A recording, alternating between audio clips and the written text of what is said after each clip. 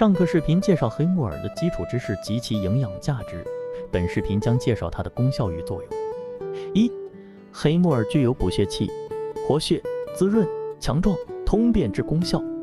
对痔疮、胆结石、肾结石、膀胱结石等疾病有食疗作用。二、黑木耳中铁的含量极为丰富，为猪肝的7倍多，故常吃木耳能养血驻颜，令人肌肤红润、容光焕发，并可防治缺铁性贫血。三、黑木耳含有维生素 K， 可辅助防治血液凝固、血栓等症，经常食用则可预防动脉粥样硬化和冠心病的发生。四、黑木耳中的胶质可把残留在人体消化系统内的灰尘、杂质吸附集中起来排出体外，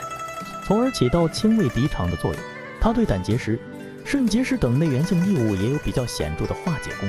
能。五、黑木耳含有抗肿瘤活性物质，能增强机体免疫力，经常食用可妨碍抗癌。下个视频带大家了解木耳的食用禁忌。